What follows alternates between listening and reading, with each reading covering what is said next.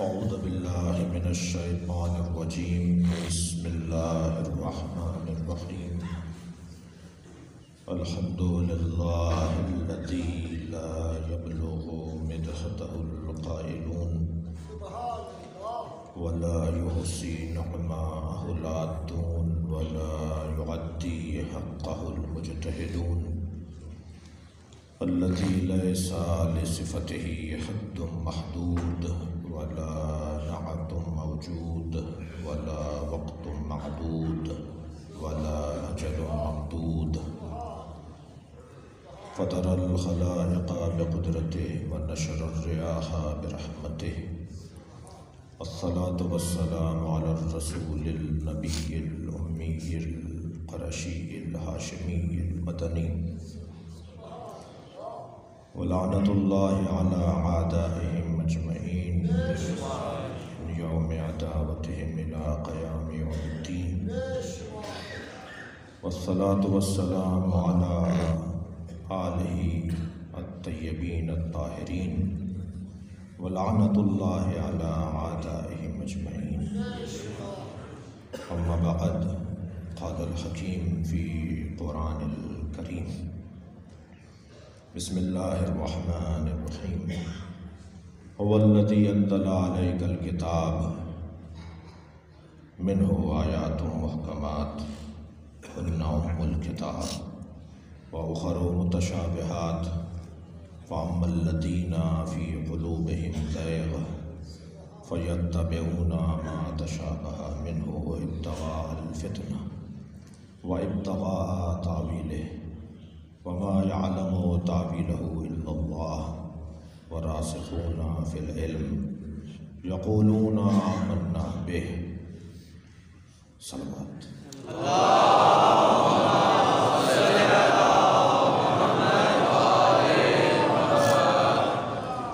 التماس ہے ایک سورہ مبارکہ فاتحہ 3 مرتبہ سورہ اخلاص مرحوم مغفور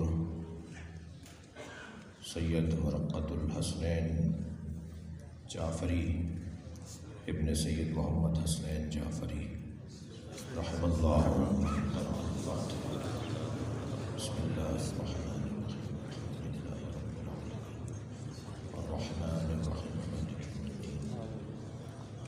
إياك نعبد وإياك نستعين اهدنا الصراط المستقيم صراط الذين أنعمت عليهم غير المغضوب عليهم ولا الضالين. بسم الله الرحمن الرحيم. قل هو الله أحد الله الصمد لم يلد ولم يولد ولم يكن له كفوا أحد. بسم الله الرحمن الرحيم. قل هو الله أحد الله الصمد لم يلد ولم يولد ولم يكن له كفوا أحد. بسم الله الرحمن الرحيم. قل هو الله أحد الله الصمد لم يلد ولم يولد ولم يكن له كفوا أحد. اللهم صل على محمد وآل محمد. صلوات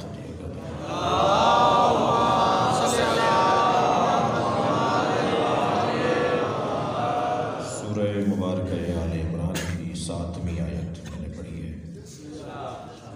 آیت کا دسترخوان بہت وسیع ہے اور میں تقریباً 2 مہینے کے بعد مجلس پڑھ رہا ہوں.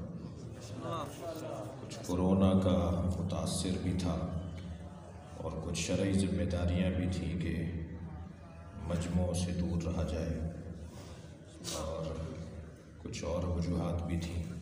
اور یہ میرے لیے سعادت مندی ہے کہ ایک طویل فاصلے کے بعد پہلی مجلس اس عزاخانے میں اور اس مسجد میں پڑھ رہا ہوں. مرحوم مغفور کے درجات کی بلندی کے لیے بھی ایک صلوات دیا کریں.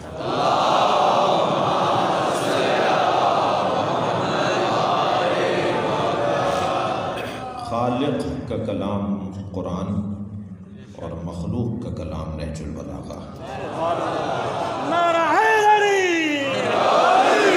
دو ایسے کلام ہیں جو وقت کے محتاج نہیں ہیں. وقت ان کا محتاج ہے، یہ زمانے کے محتاج نہیں ہے. جب قرآن کو پڑھیں تو ایسا لگتا ہے جیسے آج اللہ نے بات کی ہے، اور جب نہج البلاغہ کو کھولیں تو ایسا لگتا ہے کہ علی آج بول رہے ہیں۔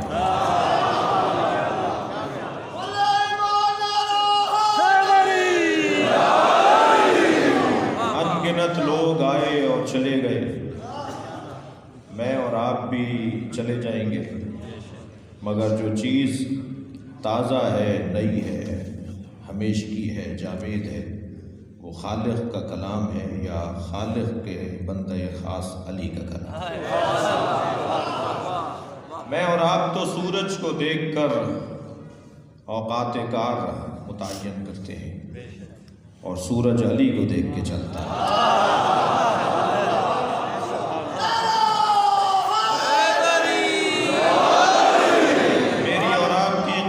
بہت بلند ہے کہ ہم جس دروازے پر بیٹھے ہیں اس سے اچھا دروازہ نہیں ہے۔ دنیا کہاں بیٹھی ہے مجھے اس سے غرض نہیں، اگر ہم جہاں بیٹھے ہیں وہاں سے جنت کا رستہ بنتا ہے، ترقی کی راہیں کھلتی ہیں، عظمت کی باتیں ملتی ہیں، اور انسان کو انسانیت سے قریب کیا جاتا ہے۔ یہ دروازہ کسی کے لیے بند کرنے کے لیے بنایا ہی نہیں گیا۔ اسی مجلس میں کوئی سنی بھائی، کوئی دیوبندی بھائی، کوئی بریلوی بھائی، کوئی شیعوں میں فلاں اور کوئی شیعوں میں فلاں سوچ کا حامل بیٹھا ہوگا۔ یہ کس نے کہہ دیا کہ ہماری ہے کربلا؟ حق بات تم کہو تو تمہاری ہے نہیں۔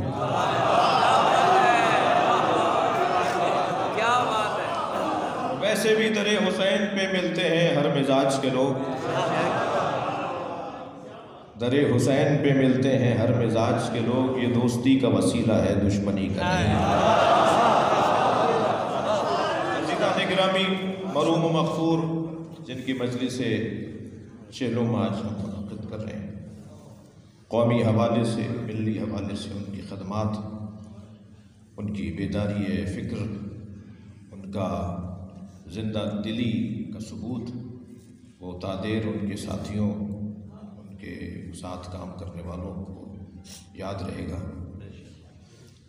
یوں تو سب کو جانا ہے، اور کوئی یہاں آب حیات بھی کرنی ہے۔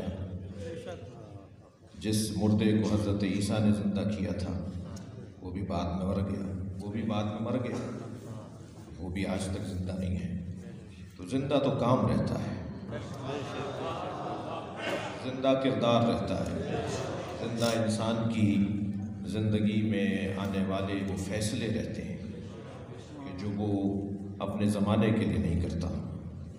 اور ویسے بھی میں نے تمیدی کلمات میں یہ کہا کہ ہم جس دروازے سے جڑے ہوئے ہیں وہ اپنے زمانے کے لیے تو جیتے نہیں تھے، وہ زمانے کے پیچھے تو چلتے نہیں تھے، وہ زمانے کے پیچھے نہیں چلتے تھے، وہ امام زمان ہے، زمانہ ان کے پیچھے چلتا ہے۔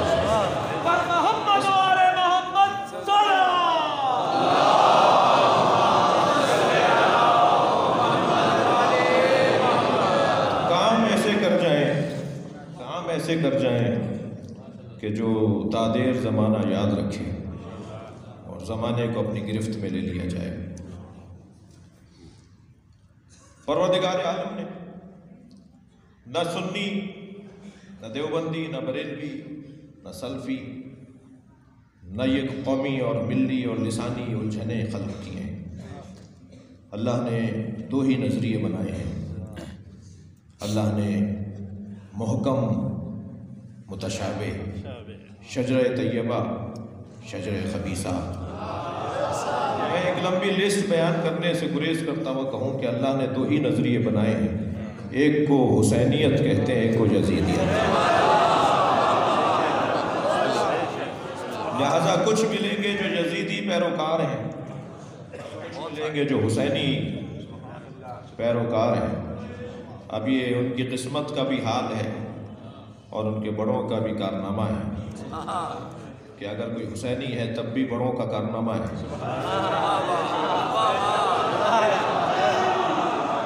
اور اگر کوئی یزیدی ہے تو بڑوں کا کارنامہ ہے۔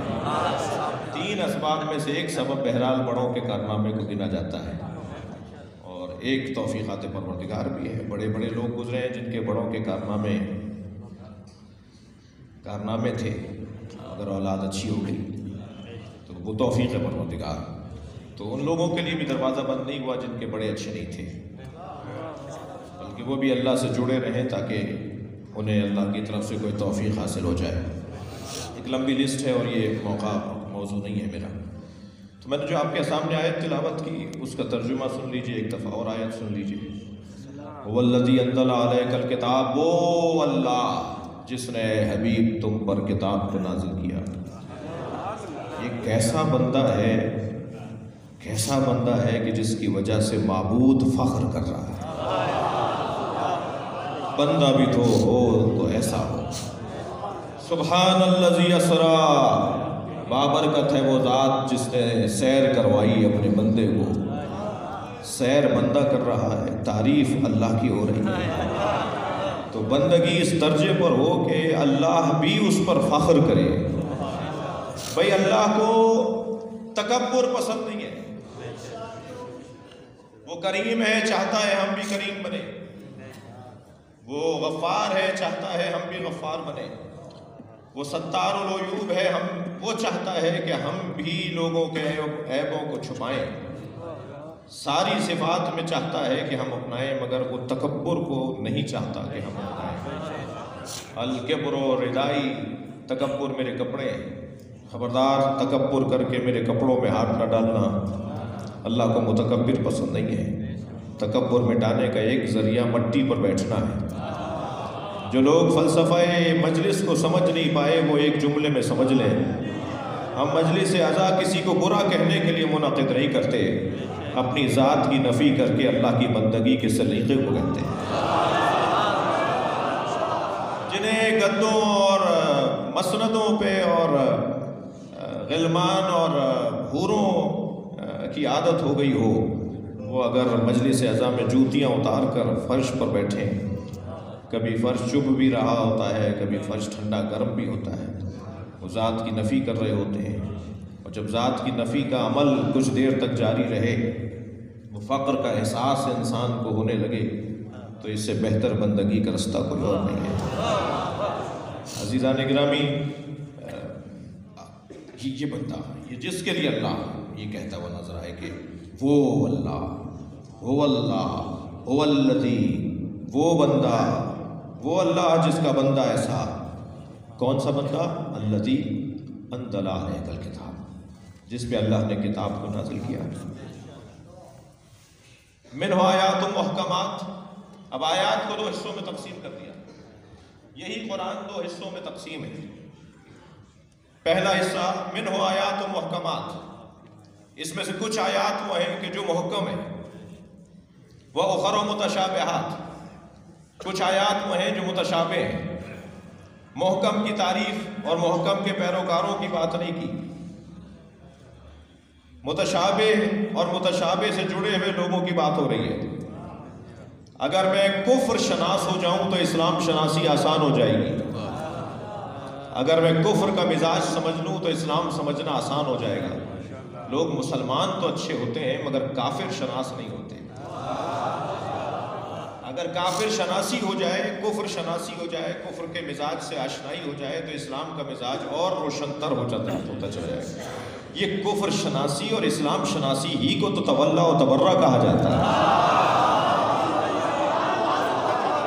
اگر کفر شناسی نہ ہو اور صرف اسلام شناسی ہو تو پھر یہی جملے سننے کو ملیں گے کہ ہم بھی مانتے ہیں اور ہم کسی کو برا نہیں کہتے. جو کسی کو برا نہ کہتا ہو اس سے زیادہ مردہ وجود کیا ہوگا. صلوات پڑھیں گے محمد و آل محمد.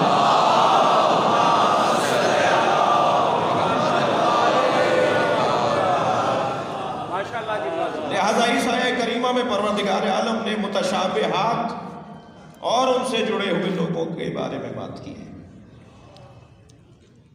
وَخَرُ مُتَشَابِهَاتِ فَأَمَّا الَّذِينَ فِي قُلُوبِهِمْ زَيْغٌ، اور جن کے دلوں پر زنگ لگ چکا ہے، فَيَتَّبِعُونَ مَا تَشَابَهَ مِنْهُ، وہ اتباع کرتے ہیں، اطاعت نہیں اتباع.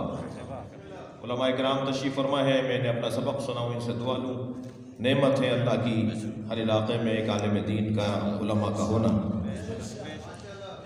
इत्तबा की बात हो रही है, इताअत की बात नहीं हो रही। फ़यत्तबिऊना मा तशाबह मिन, फ़युतीऊना मा तशाबह मिन नहीं है, इताअत की बात नहीं है। इताअत कौल और फ़िल दोनों में होती है, इत्तबा सिर्फ फ़िल में। तो जब ये आयत है तो ये तो कौल है, तो इसकी तो इताअत होगी। कुरान फहमी का ज़ौक़ रखने वाले ये कुरान की दो तरह की आयत है ना, आयत मुहकमात और मुतशाबिहात। तो मुतशाबिहात की इत्तबा तो नहीं होगी, यानी आयत की इत्तबा तो नहीं। आयत तो कौल है, अल्फाज पर मुश्तमिल मजमुआ है, ये इत्तबा की बात। तो यहीं से एक पैगाम ये है कि ये मुहकम और मुतशाबिह जैसे अल्फाज हुआ करते हैं, ऐसे अफराद भी हुआ करते हैं। और अफराद की अमल की, उनके किरदार की जो पैरवी की जाएगी उसे इत्तबा कहा जाएगा। तो यहाँ से सरायत कर जाएगी गुफ्तगू कि आयात कुरानी जो लफ्ज़ों में ढला हुआ कुरान है वो ही मुराद नहीं है। मैं ज़ुहूर कुरान का इनकार नहीं कर सकूँगा।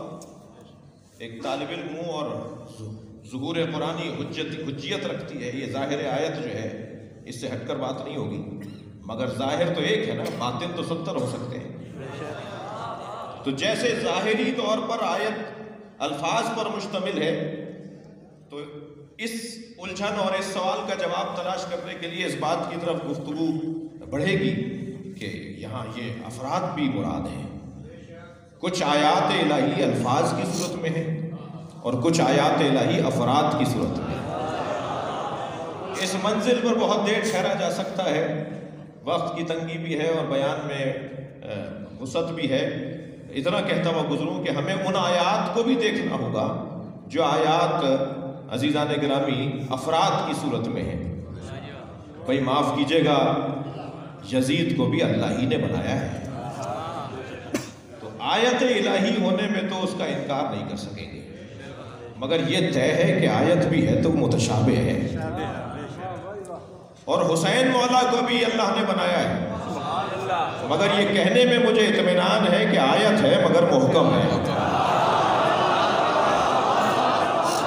बस अब तुम्हारी किस्मत है कि तुम यजीद के पीछे चल के मुतशाबिहात के पैरोकार हो जाओ। सलवात पढ़ेंगे मोहम्मद व आले मोहम्मद।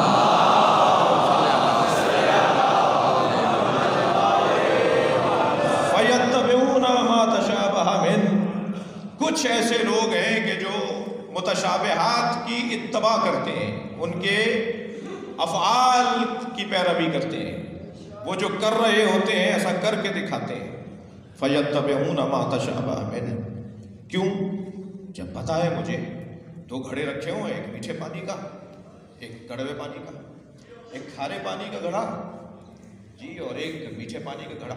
कौन अक्लमंद है जो खारा पानी पिएगा? इख्तियार भी हो के इम्मा कफूरा इम्मा शकूरा, इम्मा तुम मीठा पी लो या कड़वा पी लो। कौन अक्लमंद है कि जो कड़वा पानी पिए और मीठा छोड़ दे? अब अगर कोई कड़वा पानी की तरफ जा रहा है तो या ये तबीयतन फितीन है, मैं नहीं कह रहा भाई। अच्छा, जब भी कभी आप तबर्रा किया करें तो आयत पढ़ कर किया करें, क्योंकि हमारे दोस्तों को तबर्रा समझ में नहीं आ रहा। तबर्रा हमारे यहाँ नमाज की तरह वाजिब है, तबर्रा हमारे यहाँ रोजे की तरह वाजिब है, बल्कि आखिर में रखा ही इसलिए ताकि तुम ये तो दिखाओ कि हो कौन।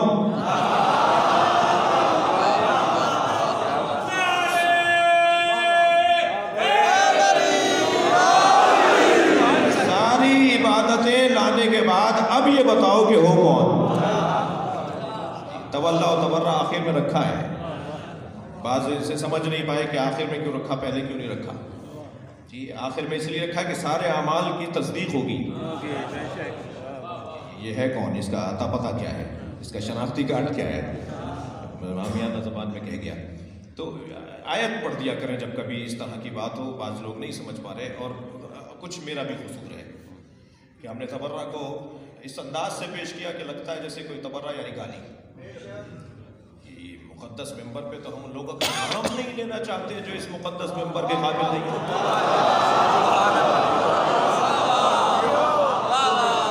تبرہ کا مطلب گالی نہیں ہے. میں اپنے عزیز سنی بھائیوں سے گزارش کر رہا ہوں جو اب تک نہیں سمجھ پائے. تبرہ کا مطلب گالی نہیں ہے. مہذب قوم گالی نہیں دیتی. تبرہ کا مطلب لا تعلقی ہے, بیزاری ہے, نقطہ ہاتھ ہے. نہیں مانتے, گلا کاٹو گے ہمارا, اور کیا کرو, اس سے زیادہ اور کیا ہوگا. ہم نہیں مانتے ہونے کے جو اہل نہیں ہے.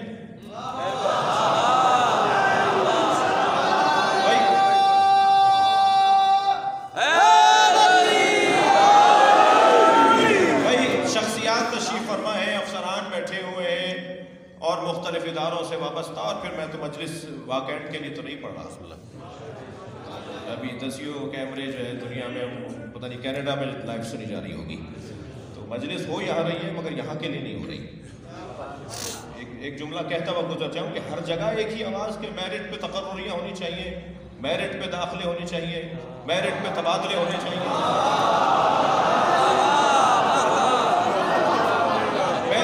میرٹ پہ پارٹی ٹکٹس ملنے چاہیے. ہم بھی تو 1400 سال سے یہ کہہ رہے ہیں کہ نبی کے بعد میرٹ پہ ماننا چاہیے.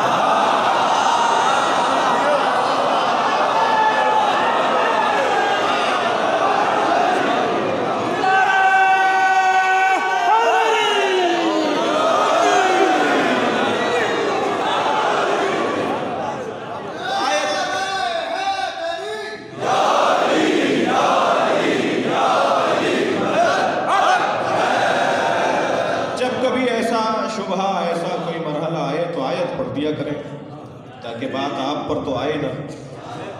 اب یہاں قرآن کیا کہہ رہا ہے, فَيَتَّبِعُونَ مَا تَشَابَهَ مِنْهُ.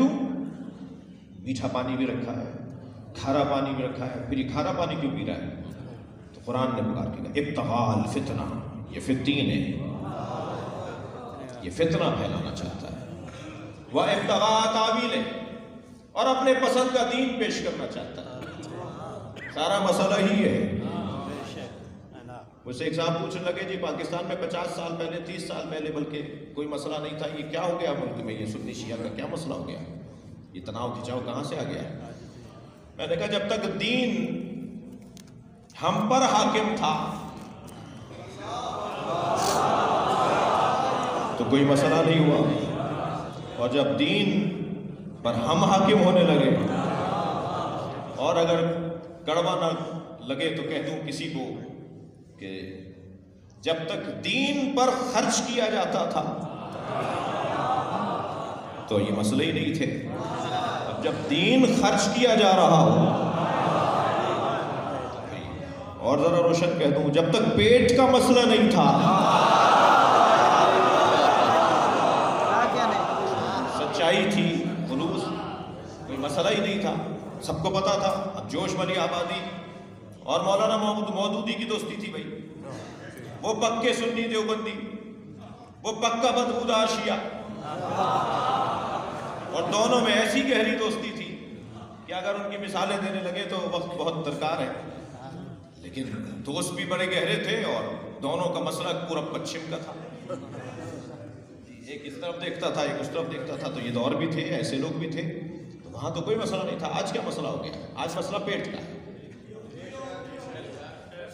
میں گزارش کروں گا کہ دینی تعلیم کے لیے ان گھروں سے بچوں کو جانا چاہیے جن کے ہاں پیسہ خاندانی ہے.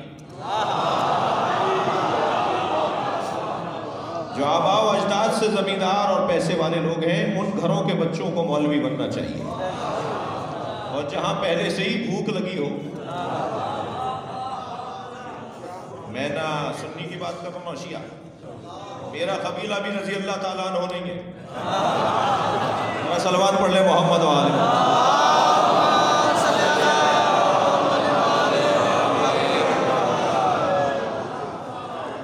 میں نے ایک وضاحت کر دی کہ 2 مہینے بعد مجلس پڑھنا ہوں, تو آپ اندازہ کیجئے گا, تھوڑا سا میں ذرا تسلی سے پڑھوں گا.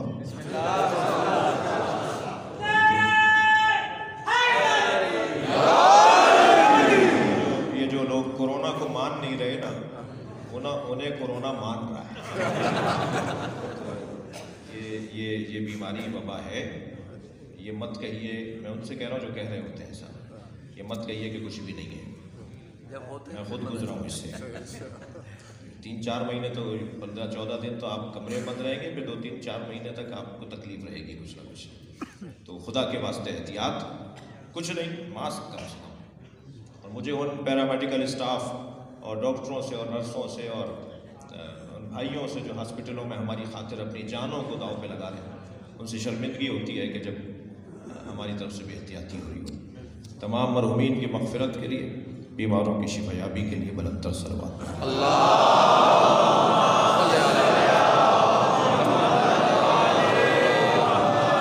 دو سبب بیان ہو گئے. ایک اپنے پسند کا دین، اس لیے اتباع کرتے ہیں متشابہات کی کہ وہ فتنہ پھیلانا چاہتے ہیں اور اپنے پسند کا دین دینا چاہتے ہیں.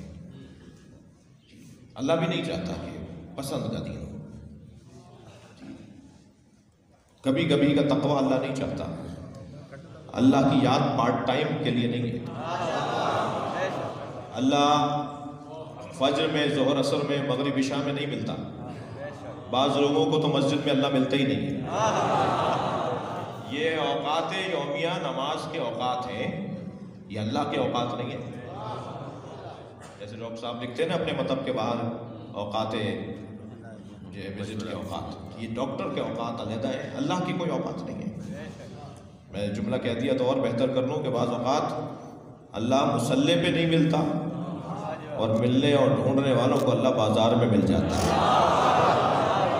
یہ کوئی ضروری نہیں ہے کہ مصلی پہ اللہ ملے. اور ویسے ہی ہم نے تو اللہ کو اور اللہ کے اولیاء کو کیسے جانا ہے کہ یہ سنیوں کی مسجد، وہ دیوبندیوں کی، وہ بریلویوں کی، وہ حنفیوں کی، وہ مالکیوں کی، وہ شیعوں کی، اور امام بارگاہوں کا حال بھی ایسے ہی.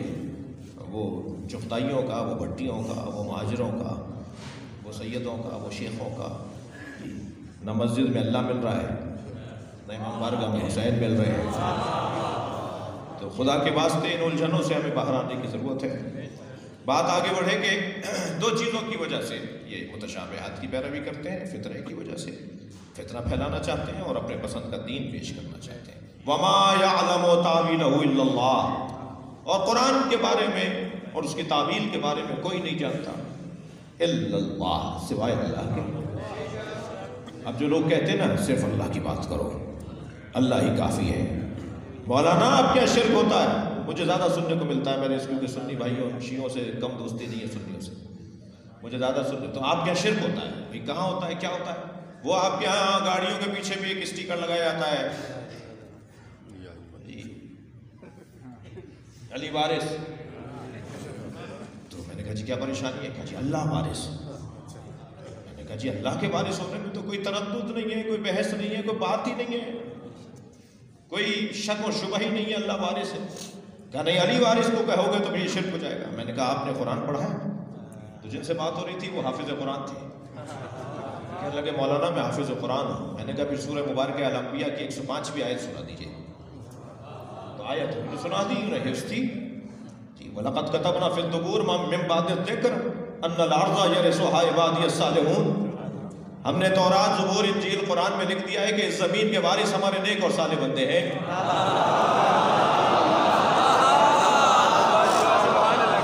میں نے کہا مولانا آپ کو ایک علی وارث سمجھ میں نہیں آ رہا تھا، ہم 14 کو وارث مانتے ہیں.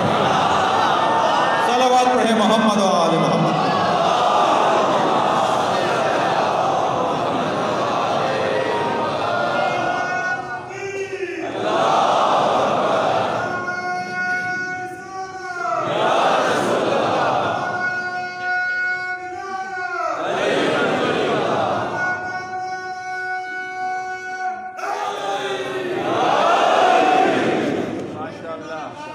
اللہ ہی کافی ہے اور قرآن ہی کافی ہے، اور در بدر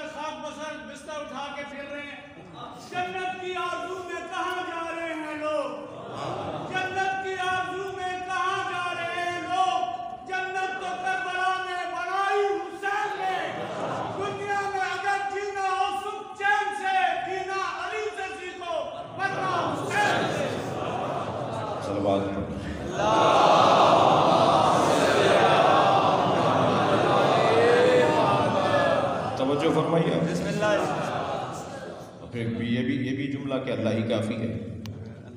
جی اللہ اصلی ہے، جیسے پانی اصلی ہے مگر کافی نہیں ہے، بلا تشبیہ پانی اصلی ہے کافی نہیں ہے. کچھ اور کھائے پیے بغیر صرف پانی پی کر دکھائیے اور جی کر دکھائیے. پانی اصلی ہے مگر کافی نہیں ہے، اور بھی چیزیں چاہیے.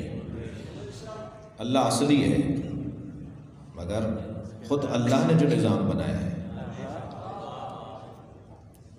اچھا کچھ باتیں ذرا کڑوی باتیں شیعہ برادری کو بھی کہنی ہے مجھے. وہ جو ہمارے اہل سنت برادران میں ایک طبقہ ہے جسے ہم وہابی کہتے ہیں، اور سنی بھائی بھی وہابی کہتے ہیں، اور وہ خود وہابی اپنے آپ کو وہابی نہیں کہتے. تو وہ کہتے ہیں جی اللہ کافی ہے، بس اللہ کے علاوہ کوئی اور بات نہیں. لا حکم الا اللہ اللہ کے حکم کے علاوہ کوئی اور حکم نہیں چلے گا، یہ بات وہ کرتے ہیں. ہمارے یہاں بھی کچھ دھیرے سے کہہ دیتا ہوں، ہمارے یہاں بھی کچھ لوگ ہیں ہمیں مولا کافی ہے. اچھا بول اس زمانے کے لوگ رہے جو غیبت میں ہیں. ہاں ہمیں نہیں چاہیے کسی کی ضرورت، ہمیں کسی کی ضرورت، ہمارے ہم مولا کی تقلید میں ایسی بات کر رہے ہیں کہ ہم کچھ کہہ بھی نہیں سکتے. مولا کی تقلید میں، مولا کی تقلید نہیں ہوتی، مولا کی اطاعت ہوتی ہے. محمد والے محمد صلی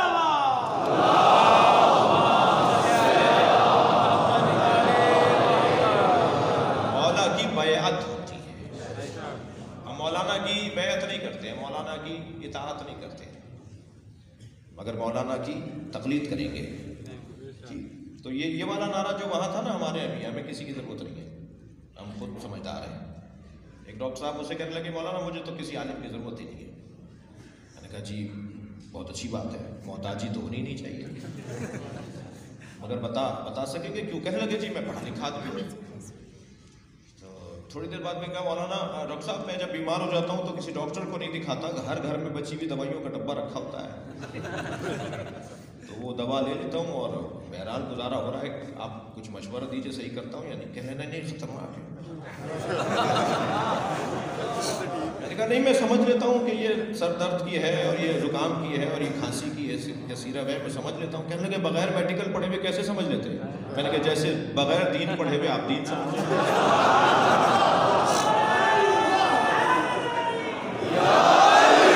تو جو جس کا کام ہے اسی کو سجتا ہے نا.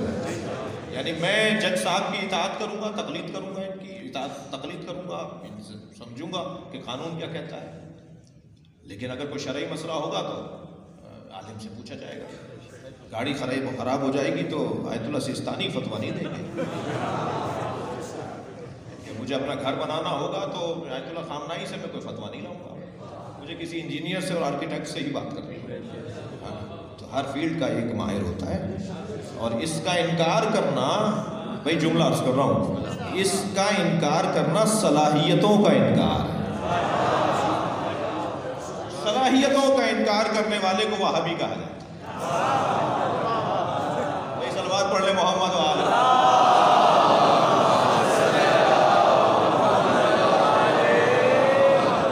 اس سے بہتر اور بلند صلوات پڑھ لیں.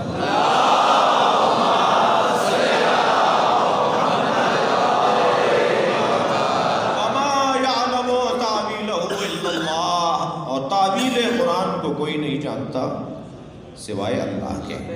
آیت یہاں پوری کہاں ہوئی ہے جو وہابیت کو فروغ ملے؟ آیت یہاں کہاں پوری ہوئی ہے؟ اسی آیت میں اللہ نے کہا وَرَاسِخُونَ فِي الْعِلْمِ. اللہ کیا تیرے بعد بھی کسی کا ذکر ہوگا؟ اگر یہ قرآن نہ ہوتا اور آپ کا کوئی کلام ہوتا تو آپ کو ابھی مشرک کہہ دیا گیا ہوتا. اللہ سے بڑھ کر کوئی عالم نہیں ہے تو پھر کسی اور کی بات؟ اللہ کے فوراً بعد، اللہ کے فوراً ساتھ، اور دونوں کو عالم قرآن قرار دیا جا رہا ہے. کوئی نہیں جانتا قرآن کی تعویل کو سوائے اللہ کے، اور ان لوگوں کے وہاں ایک ہے یہاں 14 ہے. یعنی اس ایک نے ان 14 راسخون جمع ہے نا، 3 اور 3 سے زیادہ، تسنیہ نہیں ہے، 2 نہیں ہے. تین اور تین سے زیادہ. راسخون، راسخان نہیں ہے، راسخون نہیں ہے، راسخون. تین اور تین سے زیادہ. بھئی چادر تطہیر میں حسن و حسین دو ہی بیٹے آئے تھے نا، تو یہ کیوں کہا گیا کہ ہم فاطمہ تو و ابوہا و بعلہا و بنوہا. بنو تو تین اور تین سے زیادہ کو بیٹوں کو کہیں گے. دو بیٹے آئے تھے تو کہا گیا ہوتا ہے ابناہا. فاطمہ کے دو بیٹے چادر میں ہیں، چادر میں دو گئے ہیں، اللہ کہہ رہا ہے تین سے زیادہ ہیں. معرفت کی نگاہوں سے دیکھو، حسن سے لے کے مہدی تک سب ہیں.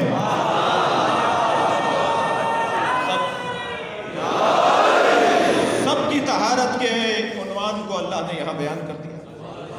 تو تین سے زیادہ کا ذکر ہے اور 14 کا ذکر ہے کہ جنہیں اللہ نے راسخون فی العلم قرار دیا. متوکل بیمار ہو گیا، ماں تو ماں ہوتی ہے، منت مان لی کہ میرا بچہ اگر اچھا ہو گیا تو کثیر صدقہ اللہ کی راہ میں دوں گی. ٹھیک ہو گیا، مفتیوں کو بلا لیا، خاص طور پر نمک خاروں کو اور وظیفہ خاروں کو بلا لیا کہ بتاؤ کتنا صدقہ دے دوں کہ کثیر کہلائے.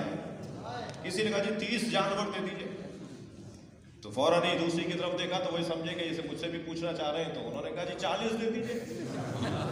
تو ابھی بادشاہوں کا دماغ تو ویسے ہی اس سے زیادہ کچھ نہیں کہوں گا. تو کہنے لگا جی 30 کیوں اور ابھی 40 کیوں؟ تمہارے فتووں میں بیٹھے بیٹھے اختلاف ہے. ایک کہہ رہا ہے کہ 30، دوسرا کہہ رہا ہے 40. تم بتاؤ. اس نے کہا جی شاید یہ کم لگ رہے ہوں گے بادشاہ کے لیے، 30-40 کیا ہوتا ہے؟ اس نے کہا جی 50 دے دیجئے. تو اور مسئلہ پیچیدہ ہوتا چلا گیا. کہہ رہا 30 والا بھی بتائے کہ 30 کیوں بولا، 40 والا بھی بتائے کہ 40 کثیر کے لیے کیوں کہا، اور 50 والا بھی بتائے. اب جواب تو تھا نہیں، پریشان ہونے لگے. تو ایک کونے سے آواز آئی اس شخص کی جو یہ جانتا تھا کہ مشکل پڑے تو پھر مشکل کشا یاد آتا، اور یہ گھرانہ. تو کہنے لگا وہ آپ کے زندان میں شیعوں کے 10ویں امام ہیں، ان سے ذرا پوچھ لیجیے.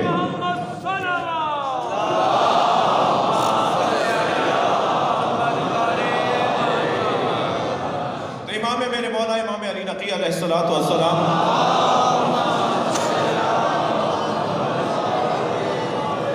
سے دریافت کیا گیا کہ صدقہ کثیر دینا ہے، منت ہے کہ کثیر صدقہ دینا ہے، کیا کتنا دے دیا جائے کہ کثیر کہلائے.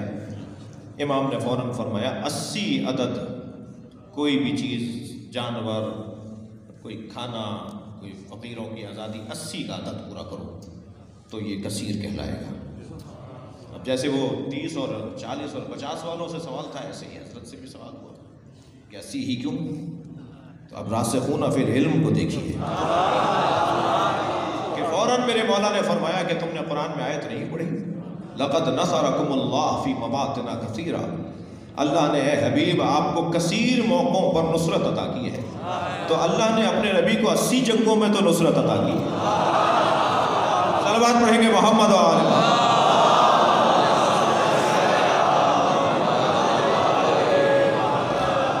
تو راسخون فی العلم یا اللہ الا اللہ و راسخون فی العلم، یہ ہیں جو قرآن کی تعویل کو جانتے ہیں.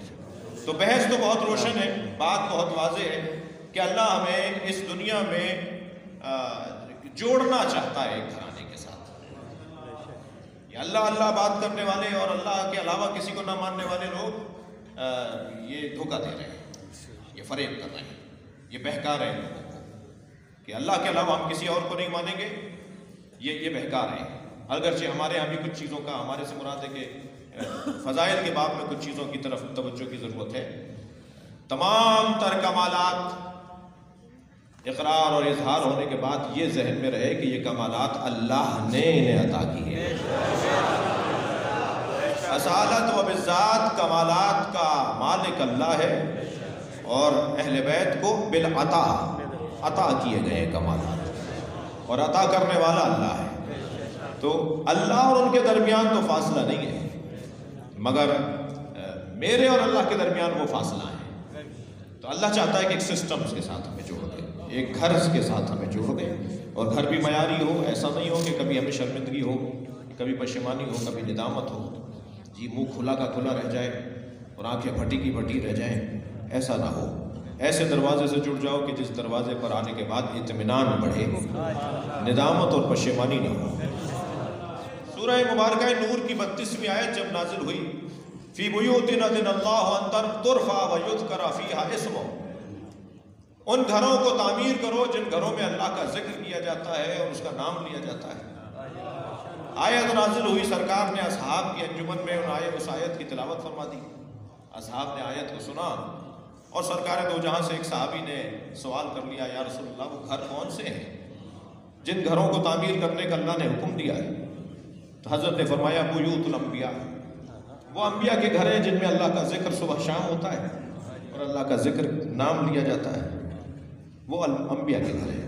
بات تو پوری ہو گئی تھی، الجھن تو دور ہو گئی تھی، سوال کا جواب مل گیا تھا، مگر حضرت ابوبکر نے نزدیک بیٹھے ہوئے نبی سے سوال کر لیا، اچھا جس کی جو خدمت ہو وہ یاد رکھنی چاہیے، اور ویسے ہی میں قدردان قبیلے کا ہوں۔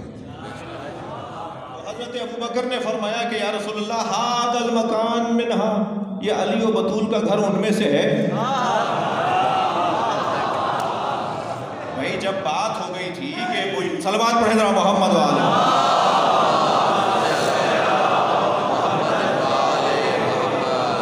کہ جن گھروں کو تعمیر کرنے کا اللہ نے حکم دیا ہے، جن گھروں کی عزت کرنے کا اللہ نے حکم دیا ہے، تو وہ بیوت الانبیاء ہیں۔ بات تو ہو گئی، جواب آ گیا تھا، مگر حضرت ابوبکر کا سوال کرنا یہ خود ایک پیغام ہے۔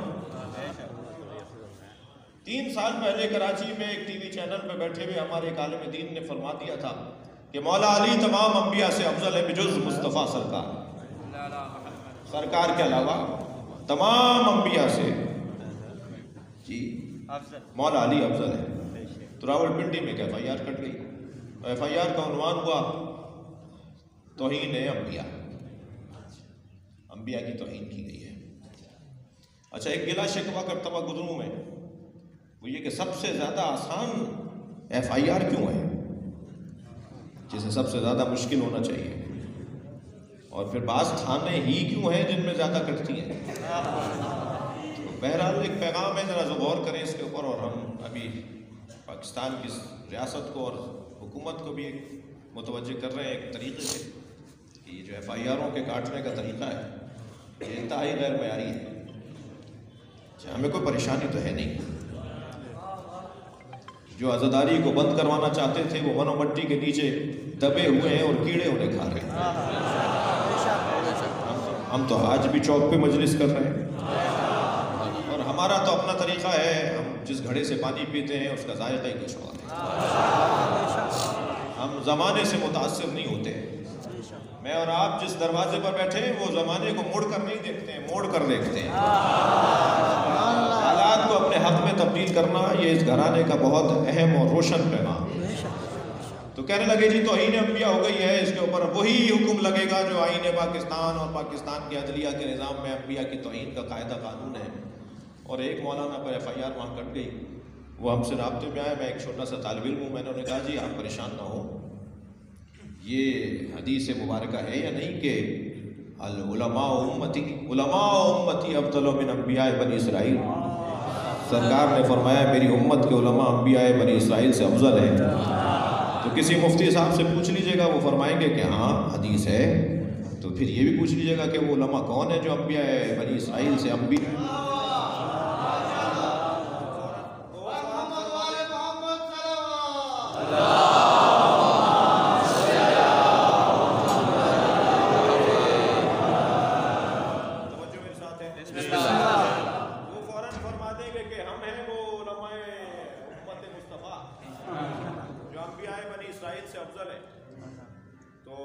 جب بات اپنی آئے تو انبیاء سے افضل آج کا ملا، اور آج جب عظمت اہل بیت کی آئے تو یہ توہین انبیاء۔ اور اگر توجہ چاہوں گا، اور اگر یہ توہین انبیاء ہے، تھک تو نہیں رہے، اگر یہ توہین انبیاء ہے کہ مولا علی تمام انبیاء سے افضل ہے، تو یہ توہین اہل بیت ہے کہ حضرت ابوبکر مولا علی سے افضل ہے۔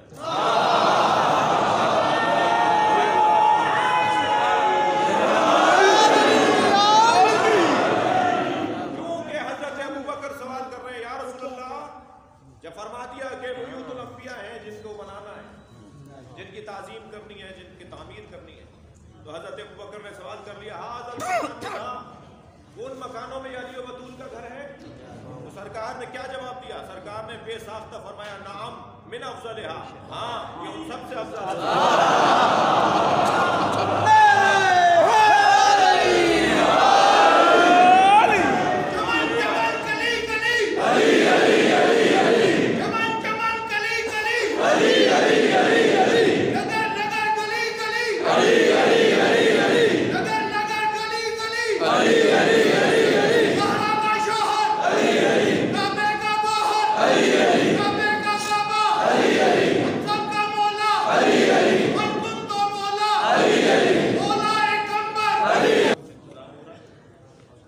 ایک اور صلوات ہوتی ہے۔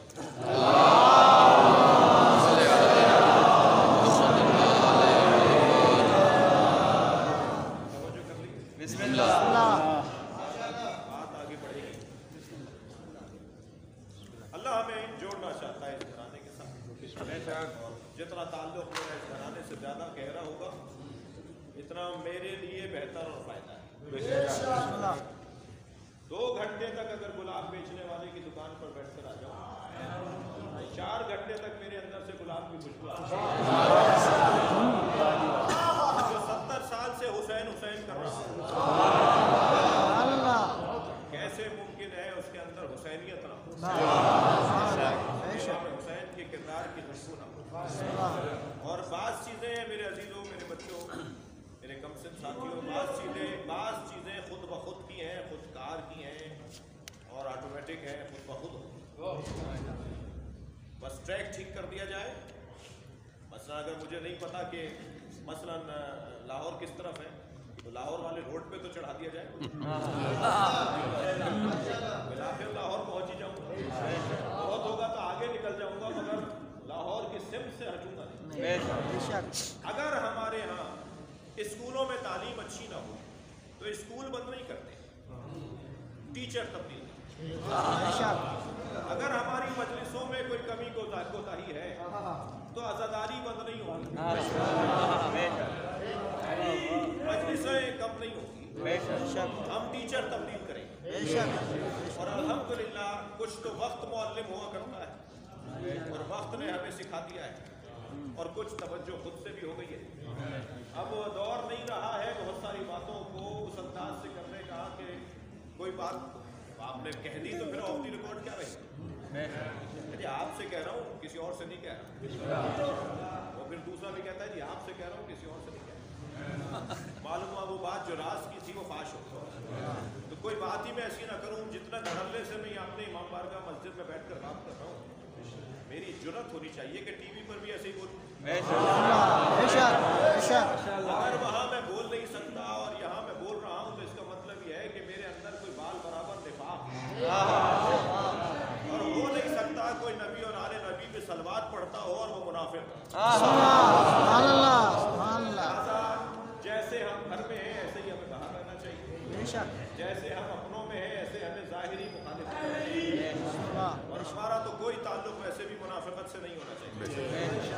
تو بہت ہی روشن اور واضح بات ہے کہ ہمیں اللہ نے جس ٹریک پہ، جس رستے پہ، جس شاہراہ پہ ڈالا ہے وہ ہے کہ جو ہمیں منزل تک پہنچائے گا۔ اور عزیزان گرامی، اس گھرانے کا تعلق پروردگار عالم نے اس آیہ کریمہ میں بھی اور پھر قرآن مجید میں کبھی تو ہمارے تدبر کے بڑھانے کے لیے، ہماری تحقیق کے بڑھانے کے لیے، ہمارے تدبر کے بڑھانے کے لیے اللہ نے اشاروں میں اور صفات کے ساتھ اس گھرانے کا تعارف کروایا۔ مثلا فاسألوا اہل الذکر ان کنتم لا تعلمون، اگر جانتے نہیں ہو تو اہل ذکر سے پوچھو۔ تو بعض لوگ اس آیت کو بھی اپنے سینے پہ لکھ لیتے کہ جی اس سے مراد اہل ذکر سے مراد علماء کرام ہے، کہ اگر جانتے نہیں ہو تو علماء سے پوچھ لو۔ تو بھائی علماء تو بایولوجی نہیں جانتے، علماء تو سائنس نہیں جانتے، علماء تو مثال کے طور پر ہندسے کا علم نہیں جانتے، فلکیات کا علم نہیں جانتے، تو پھر کیا پوچھ لیں ان سے؟ اور قرآن تو کہہ رہا ہے کہ پوچھ لو۔ تو ہمیں ایک ایسے عالم ڈھونڈنے ہوں گے جو سارا علم جانتے ہیں۔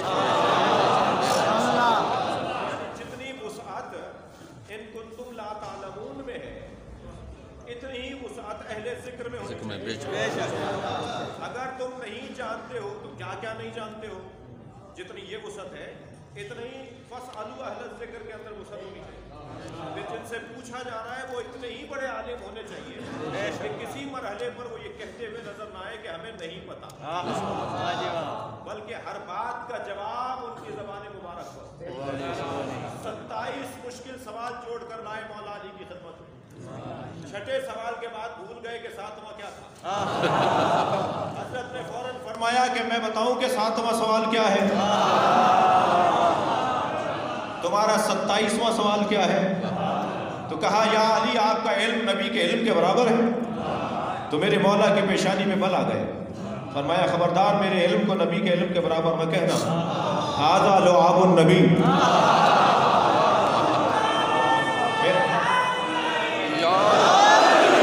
میرا علم لعاب مصطفیٰ۔ تو عزیزو جس مصطفیٰ کے لعاب میں علم بٹھتا ہو اس کے خون کی تاثیر کیا ہوگی، اس کے گود کی گرمی کیا ہوگی، اس کی نگاہ التفات میں کیا کرامت ہوگی۔ لہٰذا یہ گھرانہ علم کے باب میں ان سے بڑا کوئی عالم نہیں۔ یہ بول دے تو علم بن جائے۔ میں نے ابتدا میں کہا کہ مولا کائنات کا کلام آج بھی نہج البلاغہ ہمیں تازہ نظر آتا ہے، اور جتنا زیادہ اس کلام کو عام کیا جائے اتنا پوری امت کے لیے بہتر ہے۔ کبھی ایک مرتبہ تعارف کروایا، یا ایھا الذین آمنوا اتقوا اللہ کونوا مع الصادقین، اے صاحبان ایمان تقوی پروردگار اختیار کر کے سچوں کے ساتھ جاؤ۔ اچھا یہ بھی طے ہو گیا کہ سچوں کے ساتھ وہی ہو سکتا ہے جو متقی ہو، لہذا گلہ شکوہ کسی سے نہ کیجئے۔ جو سچوں کے ساتھ نظر نہ آئے اس سے گلہ نہ کیجئے۔ جو متقی نہیں ہے وہ امام المتقین کے ساتھ کیا چلے؟ لہذا دعوت انہیں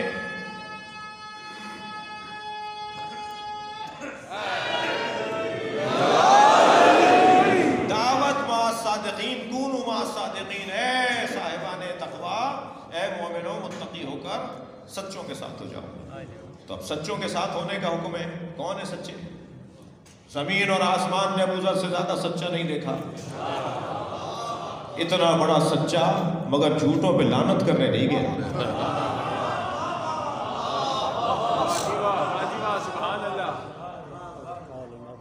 مباہلے کے میدان میں اتنا بڑا سچا جھوٹوں پہ لعنت کرنے نہیں گیا۔ نبی نہیں لے کے گئے۔ سچے تو ہیں مگر ہر سچا ایسا نہیں ہے جو جھوٹوں پہ لعنت کر سکے۔ لہذا مباہلے کے میدان میں فرمایا کہ فَنَجْعَلْ لَعْنَةَ اللَّهِ عَلَى الْكَاذِبِينَ، پھر ہم اللہ کی لعنت بھیجیں گے جھوٹوں پر۔ تو اب جھوٹوں پہ جو اللہ کی لعنت بھیجنے کے لیے پہنچے ہیں میدان میں وہی پھر صادقین ہیں۔ بھائی قرآن ہے، فارمولوں کی کتاب ہے، اصولوں کی کتاب ہے، اس میں اللہ نام نازل نہیں کرے گا۔ جال سازی تو انسان کی پرانی عادت ہے۔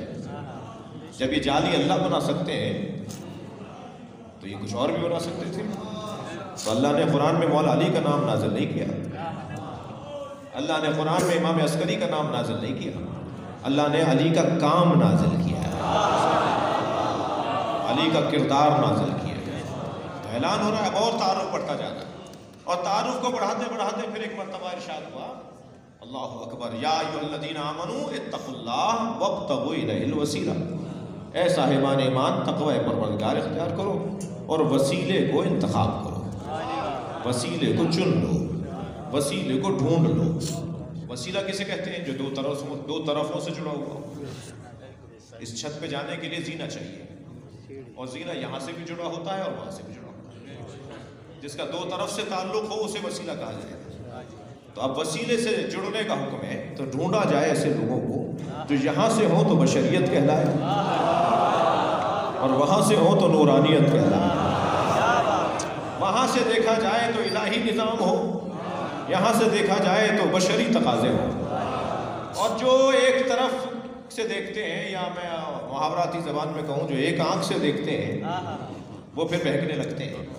جو ایک آنکھ سے دیکھتے ہیں انہیں یہ بشر نظر آتے ہیں، جو ایک آنکھ سے دیکھتے ہیں انہیں یہ اللہ نظر آتے ہیں۔ غلط وہ بھی ہے، غلط یہ بھی ہے۔ نہ یہ بشر محض ہے، نہ یہ ربوبیت اور الوہیت کا درجہ رکھتے ہیں۔ اس طرف سے دیکھتے رہو گے تو شرک کرو گے، اس طرف سے دیکھو گے تو وہابی ہو جاؤ گے۔ ہمیں انہیں دونوں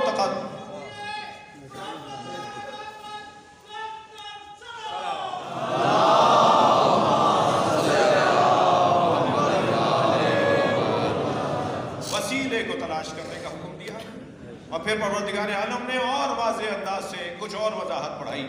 قرآن مجید میں ارشاد ہوا علم ترى کیف، تھک تو نہیں رہے، علم ترى کیف ضرب اللہ مثلا کلمۃ طیبۃ کشجرۃ طیبہ اصلها ثابت وفرعها في السماء تؤتی اکلها کل حین بإذن ربها وکلمۃ خبیثۃ کشجرۃ خبیثہ اجتثت من فوق الارض۔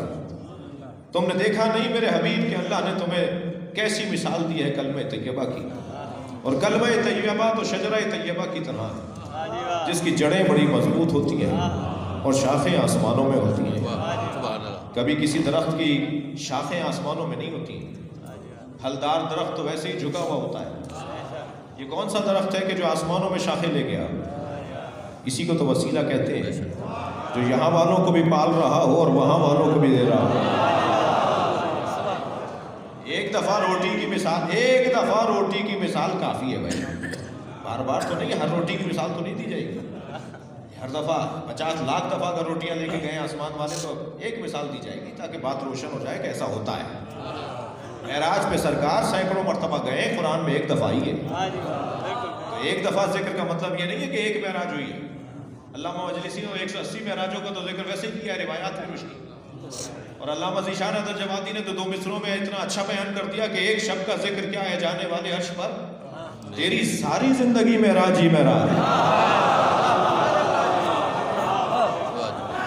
لہذا ایک دفعہ ذکر ہو رہا ہے کہ روٹیاں وہاں چلی گئی، اور قرآن مجید میں بیان ہو رہا ہے کہ ایک ایسا درخت بھی ہے کہ جو جس کی جڑیں مضبوط ہیں اور شاخیں آسمانوں میں۔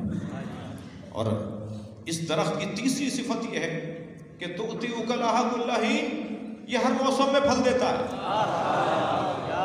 کوئی درخت تو ڈھونڈا جائے جو ہر موسم میں پھل دیتا ہو۔ یہ بچہ میرے پاس آ گیا، مثال دے رہا ہوں، کہنے لگا مولانا قرآن کی ایک آیت سمجھ میں نہیں آ رہی۔ میں نے کہا جی کیا؟ کہ قرآن کہہ رہا ہے والذین ينفقون فی السراء والضراء، ایک گھرانہ ایسا ہے جو ناداری میں بھی دیتا ہے اور دارائی میں بھی دیتا ہے۔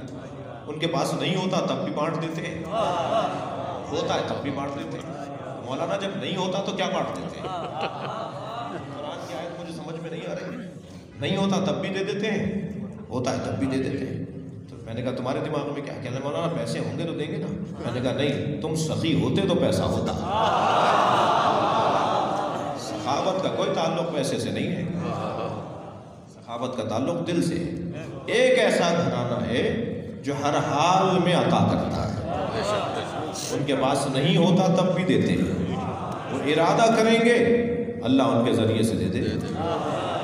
کہنے جی مزاروں پہ جاتے ہیں، یہ شرک اور کفر ہے، مزاروں پہ نہیں جائیے، مکے جائیے۔ اچھا اللہ کو بھی خوب منوانا آتا ہے۔ جو قبروں کو نہیں مانتے وہ حتیم کا طواف کر کے آتے ہیں، وہ ناٹی سی دیوار، وہ ڈیج نما دیوار جہاں پر نالا گرتا ہے، وہ تو کعبہ نہیں ہے، تو اس کا طواف کیوں کیا؟ وہ ہاجرہ اور اسماعیل کی قبریں ہیں۔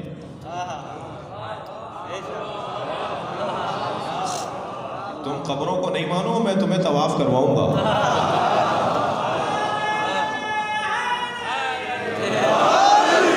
جو سبیلوں کو پینا، شرک اور بدعت اور نہ جانے کیا کیا، مجھے تو نام بھی نہیں آتے، اس قبیلے کا نہیں ہوں۔ جو سبیل کو کہتے ہیں یہ غلط ہو رہا ہے اور یہ بدعت ہو رہی ہے اور نہیں پینا، وہ مکے سے زمزم لا کے ضرور بانٹتے ہیں۔ تو اللہ کے کام بھی اللہ کے ہیں، خوب جانتا ہے کیسے اسے اپنا کام آگے بڑھانا ہے، اپنا نظام چلانا ہے۔ جی اللہ نے ہاتھیوں کے لشکر کے مقابلے میں ہاتھی نہیں بھیجے، اگر ہاتھیوں کے مقابلے میں ہاتھی بھیج دیتا تو ہاتھیوں کی طاقت کو تسلیم کر لیتا۔ اس نے ہاتھیوں کے مقابل ابابیل کا لشکر بھیجا۔ ہاتھی بھی اتنا بڑا جانور، یہی تو ہے اللہ کا نظام۔ گھر بچا رہا ہے تو ابھی ابابیل کے پرندے سے، اور سرکار کو بچا رہا ہے تو مکڑی کے جالے سے۔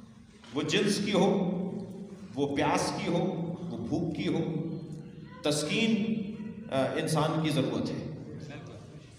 یہ جذبہ عطش، یہ جذبہ جو، یہ جذبہ جنس، یہ اللہ نے دے کر بھیجا ہے۔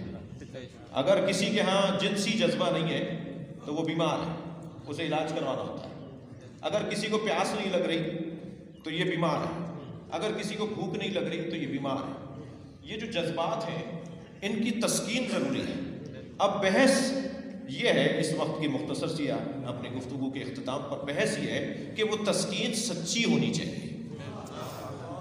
بس جب تسکین جھوٹی ہو جائے تو انسان سمجھ رہا ہوتا ہے کہ اسے غذا مل رہی ہے، اسے غذا نہیں مل رہی ہوتی۔ بھوک طلب ہے، ایک جذبہ ہے، یہ چسنی سے بھی دور ہو جاتی ہے اور فیڈر سے بھی دور ہو جاتی ہے۔ بچے کے منہ میں چسنی دے دی، یہ آدھا گھنٹے تک رونا بند ضرور کرے گا اور دھوکہ کھا رہا ہوگا کہ مجھے غذا مل رہی ہے۔ اور اسی بچے کے اگر منہ میں آپ نے فیڈر دودھ کی بھر کے دے دی تو اس کا رونا بھی بند ہوگا اور اس کا پیٹ بھی بھرے گا۔ تو تسکین وقتی طور پر چسنی سے بھی ہو رہی ہے اور فیڈر سے بھی ہو رہی ہے۔ جذبہ جو، بھوک کا جذبے کی تسکین ایک جھوٹی ہے، ایک سچی ہے۔ درد بھی مصنوعی بھی ہوتا ہے اور حقیقی بھی ہوتا ہے۔ مصنوعی درد اٹھوائے جاتے ہیں، درد مصنوعی بھی ہوتا ہے اور حقیقی بھی ہوتا ہے، ایسا ہی ہے۔ تو یہ کیفیات، اب وہ جو مصنوعی چیز انسان کو بنا کے دے دی جائے، وہ سمجھ رہا ہوتا ہے کہ جی میری تشفی ہو رہی ہے، نہیں تشفی نہیں، اسے دھوکہ دیا جا رہا ہے۔ بعض لوگ اپنے علم کی بنیاد پر اپنے آپ کو کچھ سمجھنے لگتے ہیں۔ رب عالم قد قتلہ جہلہ، کتنے ہی عالم ہیں جن کی جہالت نے انہیں قتل کر دیا۔ رب طالب قرآن والقرآن یلعنہ، کتنے ہی قاریان قرآن ہیں جن پر قرآن لعنت کرتا ہے۔ یہ کیا ہو رہا ہے؟ یہ مغالطہ ہے علمی یا عملی کا شکار ہے۔ یہ اپنے آپ کو یہ متشابہ ہے، یہ انسان متشابہ ہے۔ یہ سمجھ رہا ہے کہ میں صحیح رستے پر ہوں اور صحیح کر رہا ہوں، اور یہ کیسے طے کرے گا کہ میں غلط ہوں یا صحیح ہوں؟ شاخص کیا ہے اس کے پاس؟ سنگ میل کیا ہے اس کے پاس؟ کیسے اپنے آپ کو سیدھے رستے پہ رکھے گا جب تک یہ محکمات سے نہ جڑ جائے؟ بس محکمات سے اپنے تعلق کو بڑھانے کی ضرورت ہے۔ بھائی ہم 1400 سال بعد پیدا ہوئے ہیں، سرکار دو جہاں کی رحلت ہو گئی 11 ہجری میں، مولا علی کی شہادت ہو گئی 40 ہجری میں، 61 ہجری میں امام حسین کو کربلا میں شہید کر دیا گیا۔ ہم 1400 سال کے بعد آئے ہیں، کیسے اپنے شاخصوں کو صحیح رکھیں، کیسے اپنے سنگ میلوں کو ڈھونڈیں، کیسے صحیح ٹریک پر چلتے رہیں، کیا کریں کہ ہم کہیں بھٹکنے نہ پائیں؟ اس کا رستہ کیا ہے؟ اس کا ایک بہترین رستہ یہ ہے کہ وقت نکالو اور مجلس میں آ کے بیٹھو، اپنا تعلق مسجد اور امام بارگاہ سے جوڑے رکھو۔ صلوات پڑھیں ذرا محمد وآلہ۔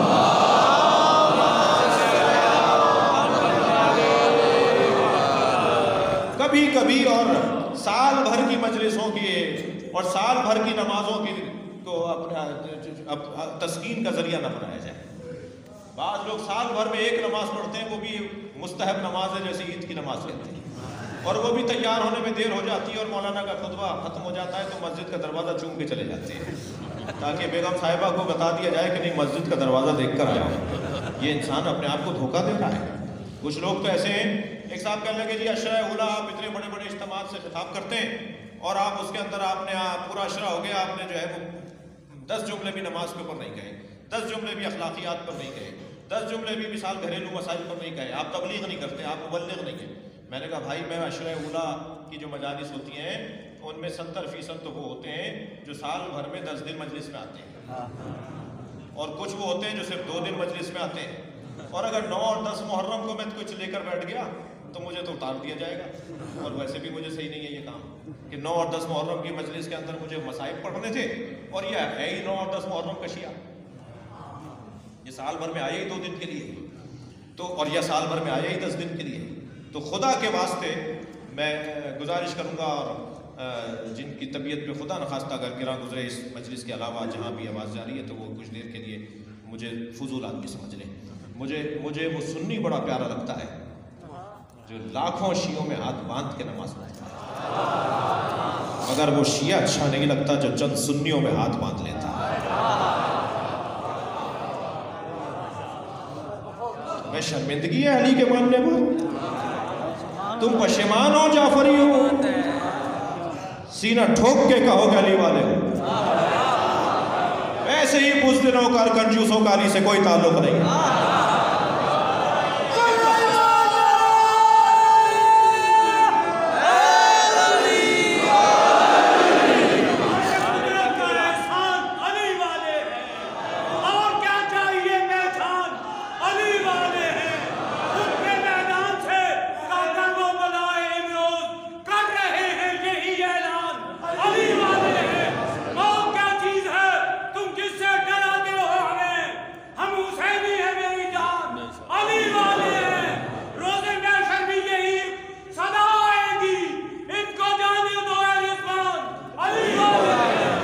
ریاستی اداروں سے بھی مخاطب رہا ہوں اور یہاں سے بھی کہہ رہا ہوں، مائنڈ سیٹ صرف مذہبی لوگوں کا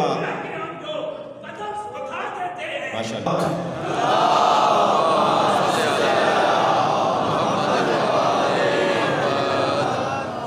بحث اور بات یہ ہے کہ مغالطہ عملی اور مغالطہ علمی سے محفوظ رہا جائے اور اپنے آپ کو کچھ نہ سمجھا جائے۔ آپ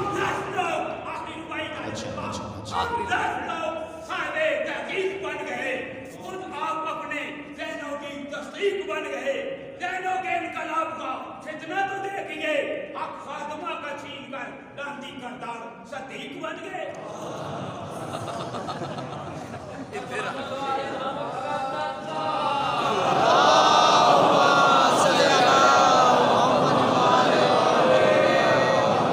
اس سے بہتر و بلند صلوات۔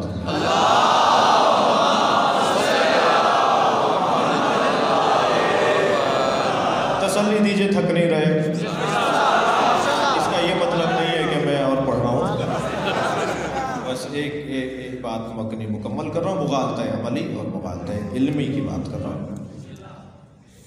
حضرت آیت اللہ خوئی کا بچوں نام سنا ہے؟ حضرت ابو القاسم خوئی رحمۃ اللہ علیہ، کوہ فقاہت۔ آئندہ 70 سالوں تک آیت اللہ خوئی کے اصول فقہ کے فارمولے ہمارے دینی مدارس پر حاکم رہیں گے۔ وہ استخارہ دکھواتے تھے آیت اللہ مرتضیٰ کشمیری سے، اتنا بڑا عالم، کوہ فقاہت، فقہ اور فقاہت کا پہاڑ، استخارہ دکھواتے تھے آیت اللہ کشمیری سے۔ آیت اللہ مرتضیٰ کشمیری کشمیر کے رہنے والے تھے، ان کے بیٹے آیت اللہ پرہیزگار صاحب طی العرض تھے، کراچی میں بھی رہے، یہ گورنر پنجاب تھے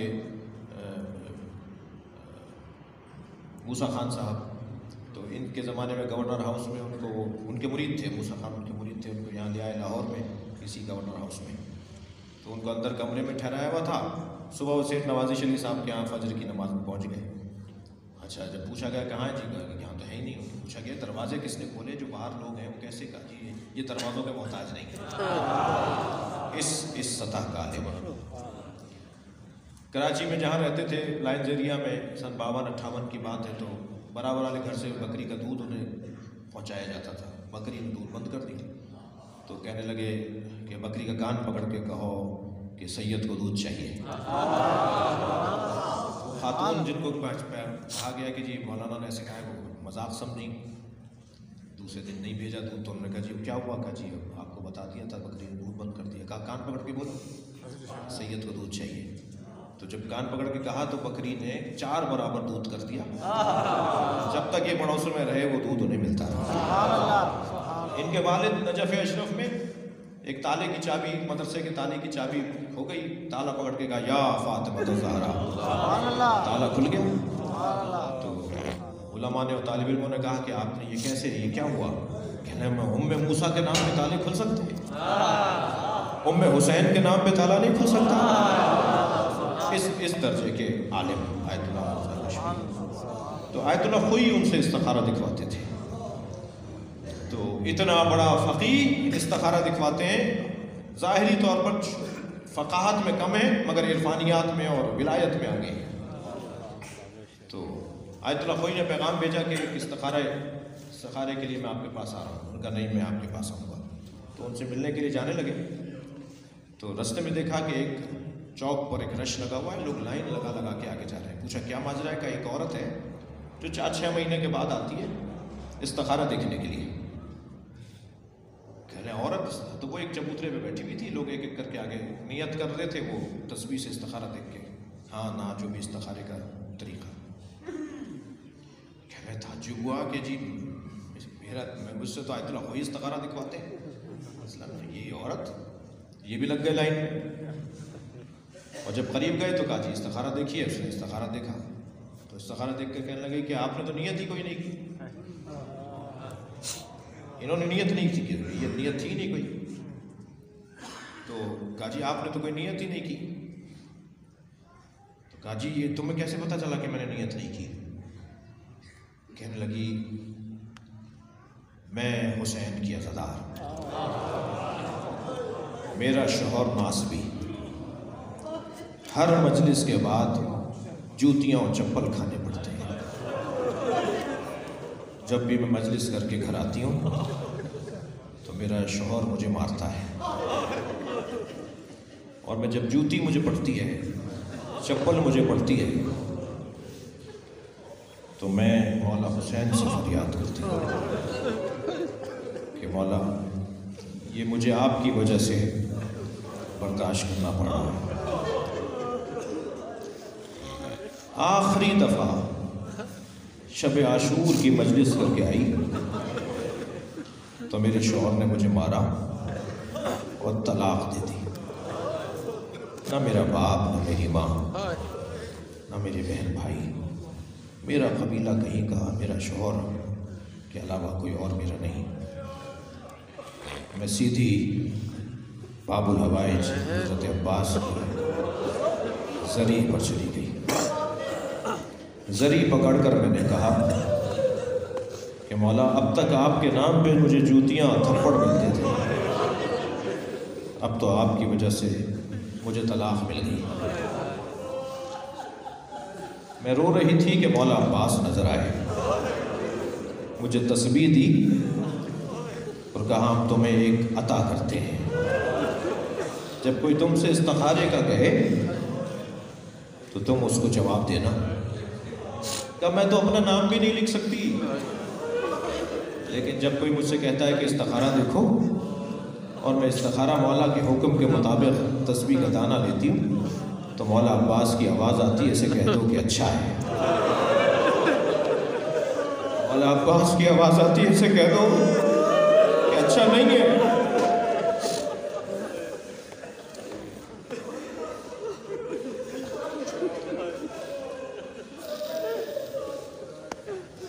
وادی کچھ اور ہے.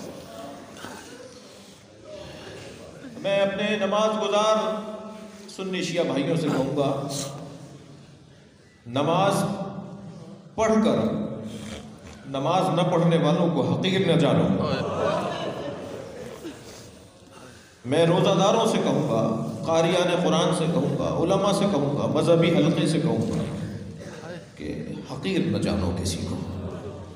اگر کوئی نماز نہیں پڑھتا، اگر کوئی اللہ کی عبادت میں کمزور ہے، تو یہ اس کا اور اللہ کا مسئلہ ہے. کیا معلوم آخری وقت میں اللہ اسے ہدایت دے دے. مگر آج تم اس سے نفرت کر کے اپنے نامہ عمل میں ایک برائی لکھوا لو گے. آج تم اسے دھتکار کر اپنے نامہ عمل میں برائی لکھوا، کیا معلوم اس کا معاملہ کل اچھا ہو جائے. تو سگے بھائیوں کی لڑائی میں جب غیر شخص پڑھ رہا ہوتا ہے نا، تو کہا جاتا ہے نا کہ یہ تو بھائی ہیں، بھائی کل مل جائیں گے، تم کیوں برے بن رہے ہو؟ یہ تو اللہ کا اور اس بندے کا مسئلہ ہے، اللہ معاف کر دے گا. تم کیوں برے بن رہے ہو؟ کیوں نفرت کرتے ہو ان لوگوں سے جو نماز نہیں پڑھتے، جو عبادت نہیں کرتے؟ انہیں تبلیغ کرو، پیار کرو، ان سے محبت کرو. یہ مغالطہ عملی اور مغالطہ علمی مارے ڈال رہی ہے معاشرے کو. مولا علی فرماتے ہیں کہ 3 لوگوں نے معاشرے کی کمر توڑی ہے. رجل استکثر عملا، وہ شخص جو اپنے عمل کو زیادہ جانتا ہے، اپنے کردار کو زیادہ مانتا ہے، دوسروں کو حقیر جانتا ہے. وہ معاشرے کی کمر توڑ دیتا ہے۔ مغالطہ عملی، متشابہات کے سے جڑے ہوئے لوگ، عزیزان گرامی معاملہ ہی کچھ اور ہے۔ بی بی زینب کے روزے پر جو شام میں حملہ ہوا، بی بی کے مینار پر میزائل لگا، تکفیریوں نے اور دہشت گردوں نے جب بی بی کے روزے پہ حملہ کیا تو حزب اللہ 1 ہفتے بعد پہنچی ہے۔ شامی فوجیں بی بی کے روزے کی حفاظت، گھیر لیا تھا شام پورا زینبیہ کو، پورا زینبیہ داعش کے ہاتھ میں تھا، تکفیریوں کے پاس تھا، تو حزب اللہ حفاظت کے لیے 1 ہفتے بعد، شام کی فوجوں کو اندر تک پہنچنے میں 1 ہفتہ لگا۔ وہ 1 ہفتے تک بی بی کے روزے کی حفاظت معلوم ہے کس نے کی؟ ہمارے یہاں معاشرے میں جنہیں موالی کہتے ہیں نا، ملنگ بولتے ہیں نا جنہیں ہم کہتے ہیں نا یہ نماز نہیں پڑھتے،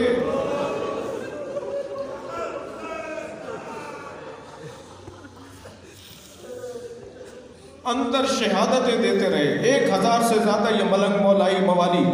مجھے پتا ہے کہ میری اس بیان پر بھی بعض لوگوں کو الجھن ہوگی، لیکن نفرت نہیں کرو خدا کے واسطے۔ جو نہیں آ رہا نا مسجد میں، یہ جو نہیں پڑھ رہا نماز، جو علماء کو برا کہہ رہا ہے، اس تک بات گئی نہیں ہے، اس کو ہم نے سمجھایا نہیں ہے، اس سے ہم نے پیار نہیں کیا۔ ہم خود بخود سارے کام ٹھیک ہونا دیکھنا چاہتے ہیں، ایسا نہیں ہوگا۔ محنت کرنی پڑے گی، دل مارنا پڑے گا، اپنی ذات کی نفی کرنی پڑے گی، کسی کے گھر جانا پڑے گا۔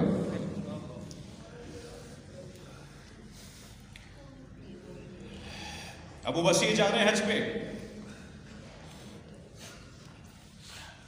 پورے محلے میں ایک دروازے پہ جا کے معافیاں مانگی ہیں، کوئی کہا سنا معاف کر دو میں حج کرنے جا رہا ہوں۔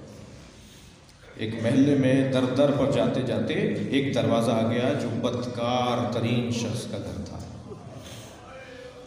گناہگار ترین شخص، سارے شہر کی برائیاں اسی گھر سے شروع ہوتی تھی۔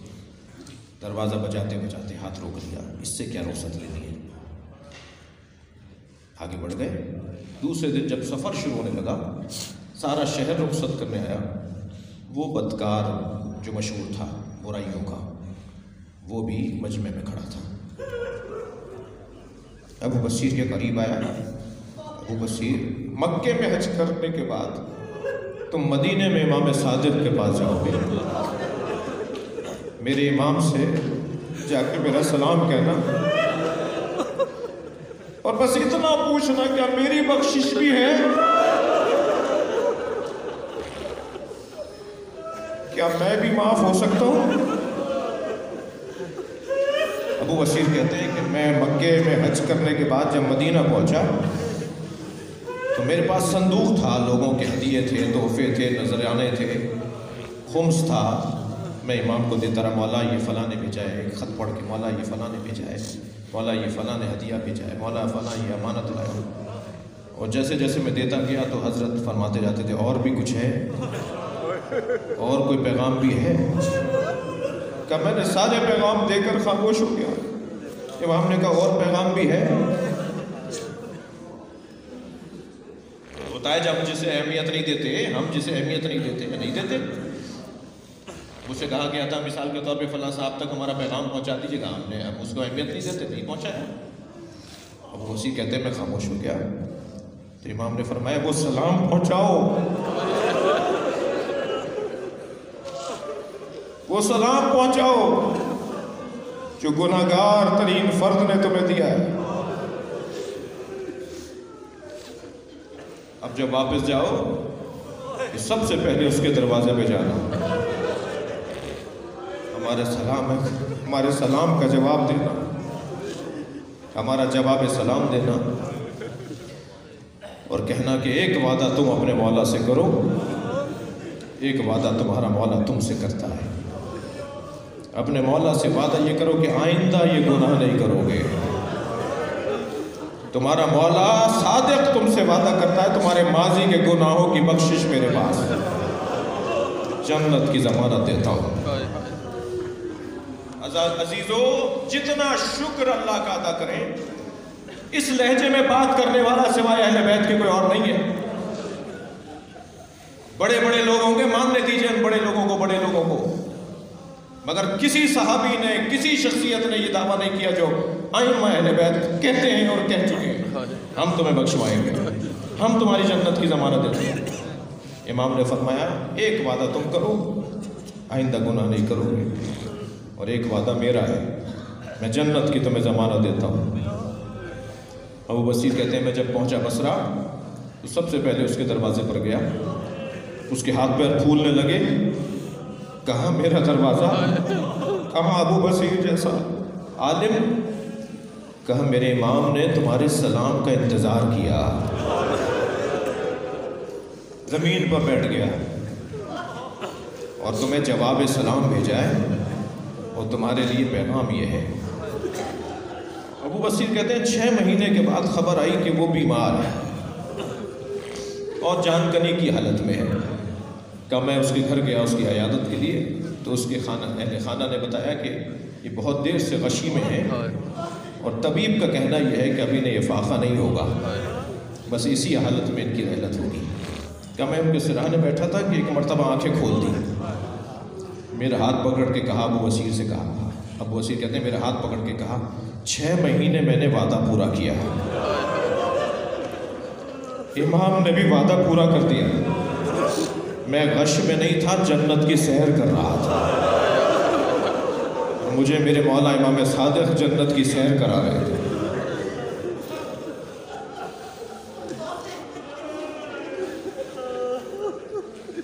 میں ایک جملہ کہہ کے اپنے بیان کو مصائب میں منتقل کروں۔ گناہگار کردار کے کمزور لوگ حر سے زیادہ تو برے نہیں ہیں۔ جس نے جناب زینب کو رلا دیا ہو،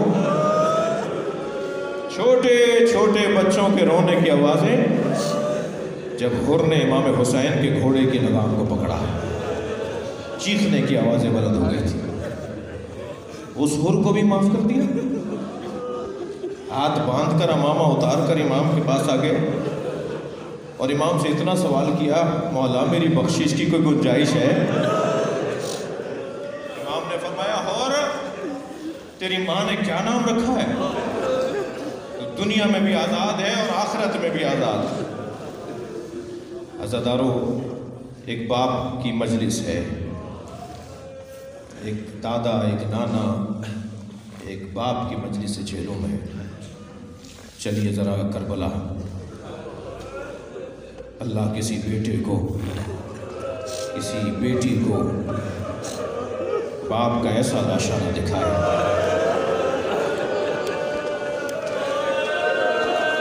جیسا کربلا میں سکینہ نے دیکھا۔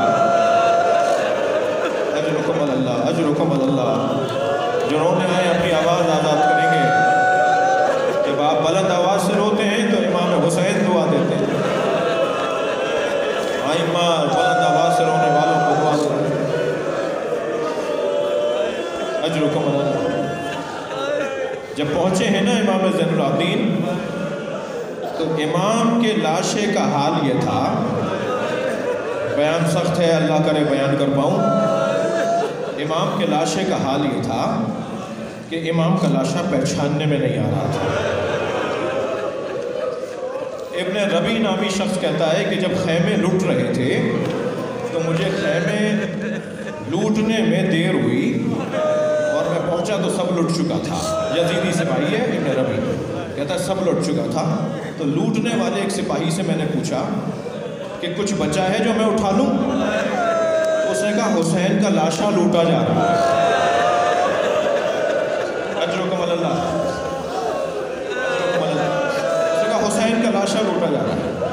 کہا میں دوڑتا ہوا حسین کے لاشے پہ پہنچا تو حسین کا لاشا بھی لوٹا جا چکا تھا، امامہ کوئی لے جا چکا تھا، ابا کوئی لے جا چکا تھا، نالینیں اتار لی تھی، امام کی تلوار کوئی لے گیا تھا، انگوٹھی اتارنے والے نے انگلی کاٹ ڈالی تھی، حسین کا بدن لوٹا جا چکا تھا۔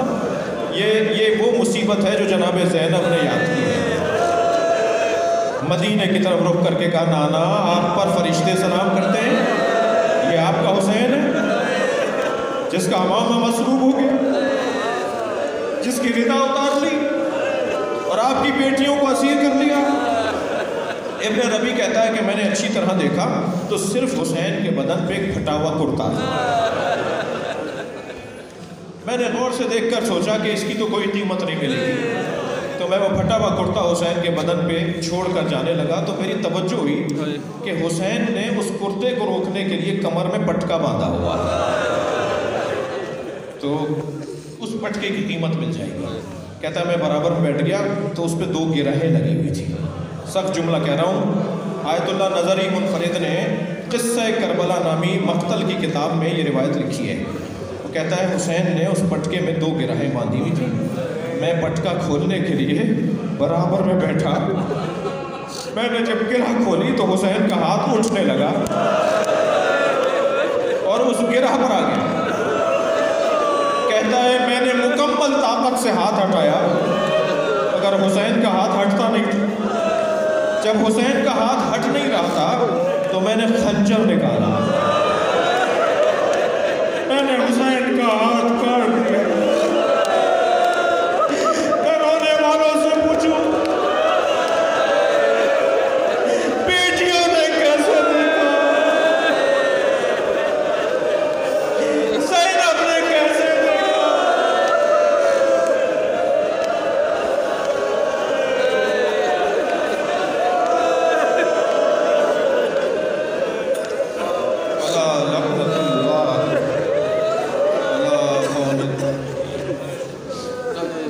وَسَيَعْلَمُ الَّذِينَ ظَلَمُوا أَيَّ مُنقَلَبٍ يَنقَلِبُونَ۔ یا اللہ ان آوازوں پر رحمت نازل فرما، مرحوم مغفور درجات بلند فرما، ان کی کوتاہیوں سے درگزر فرما۔ جاوید زیدی صاحب اور